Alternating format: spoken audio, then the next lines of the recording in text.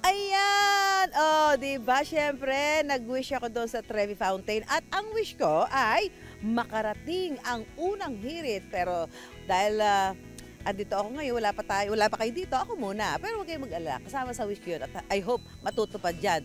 But andito pa rin kami sa St. Peter's Square. Naku, napakalamig pa rin. The cold doesn't bother me anyways. Sobrang lamig ko ngayon dito. Pero sabi ko nga, kahit malamig ang naranasan natin panahon ngayon dito sa Rome, Italy, ay hindi namin pinalampas yung pagkakataon na makapasyal dito sa isa sa mga talaga naman tourist attraction. Napakaraming tao dito po sa Trevi Fountain kung saan nagwi-wish ang mga pumupunta. Panoorin po natin ito. Alam niyo ba na ang Roma ang siyudad na may pinakamaraming fountain sa buong mundo? Dito nga ho sa Roma ay sinasabing napakaraming fountain at dito nga ho sa St. Peter's Square, meron tayong nakita sa ngayon, dalawa pa lang yung nakita natin dito, no? Ito, isa ay nasa likuran ko. At alam niyo ba na sa sobrang linis daw ho ng tubig nitong fountain na ito, yung iba daw ho umiinom dyan, ano, kapag inaabot ng uhaw, umiinom dyan dahil sobrang linis daw ho ng tubig.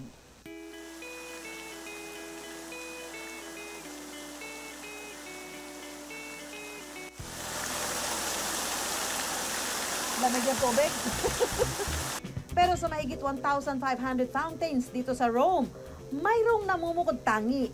Hindi lamang dahil sa ganda nito, kundi para sa kaakibat nitong tradisyon. Ang Fontana di Trevi o Trevi Fountain, ang pinakamalaking fountain sa Italia at isa sa pinakasikat at most photographed fountains in the world.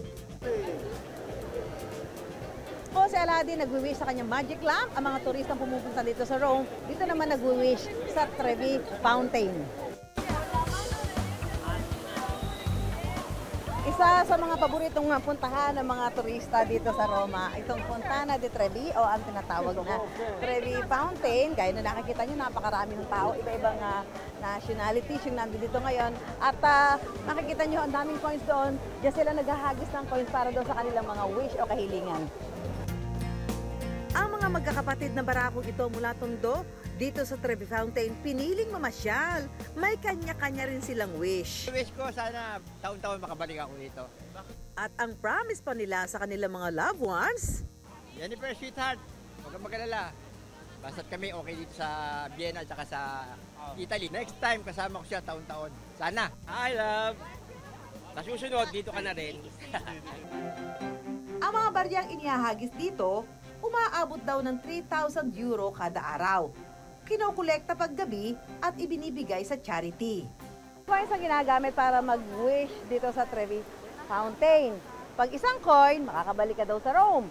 Pag dalawa yung coins, good health daw ang ibig sabihin nun. At pag 3 coins, wedding bells. Naku, matupad kaya ang wish ko?